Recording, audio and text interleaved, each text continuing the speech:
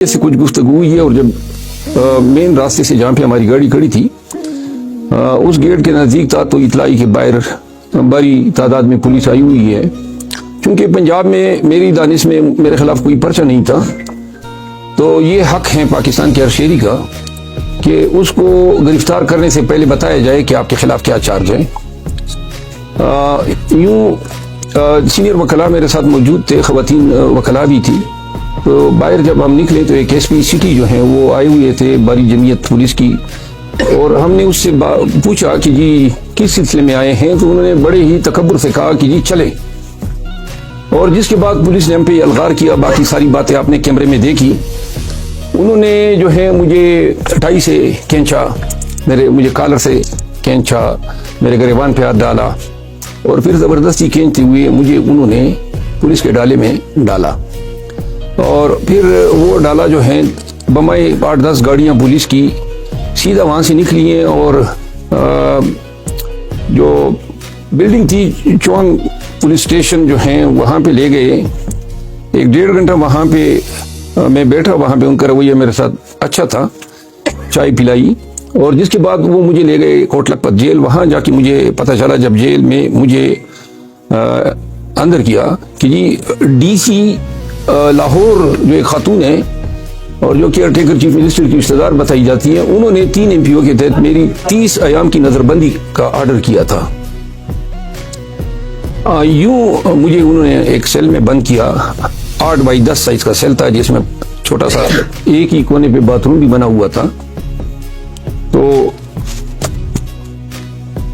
उस रात जब मैं नजरबंद हुआ तो वहां पे न कोई मेट्रेस थी, न कोई तकिया था, न 2 चादरें थी, कंबल ब्लैंकेट वगैरह भी नहीं थे।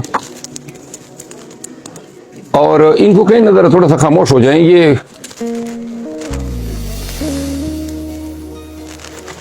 फिर वहां पे पहली रात गुजारने के बाद सुबह जो है वो नाश्ता ले आए। चूंकि मैं डायबिटिक हूँ, चाय में चीनी थी, इसमें मैंने कहा कि मैं चीनी की चाय नहीं पी सकता हूँ, तो वो नाश्ता ही ले गए। मैंने मेट्रेस, शीशा, रेजर, किताबें और ब्लैंकेट्स तलब किए, तकिया भी, तो जिस पे ये रुकाम ने मुझे कोई जवाब नहीं दिया। और रात हो गई, 4 बजे जो है वो मेरे सेल का दरवाज़ा बंद कर देते थे। दूसरी रात गुजरी, मेरी दवाइयाँ 2 टैबलेट्स जो थी 2 की अकसाम की, वो मेरे जेब में थी जब मैं जेल के अंदर जा रहा था। और बदकिस्मती से चूंकि स्मोकिंग भी करता हूँ तो सिगरेट का डब्बे भी था। वो उन्होंने जेल में तलाशी के दौरान मुझसे ले लिया कि जी आपके सेल में पहुंचा दिया जाएगा। वो भी उन्होंने उसी रोज़ और अगले रोज़ भी नहीं पहुंचाया। वो भी मैंने मुतालबा किया क्योंकि मेरी सुबह और शाम की 2 टैबलेट्स थी डायबिटीज़ की, वो भी नहीं दी गई। और अगली जो नेक्स्ट डे था मेरा, वो सर्दी रात को काफ़ी ज़्यादा पड़ी और बड़ी सर्दी भी महसूस हुई।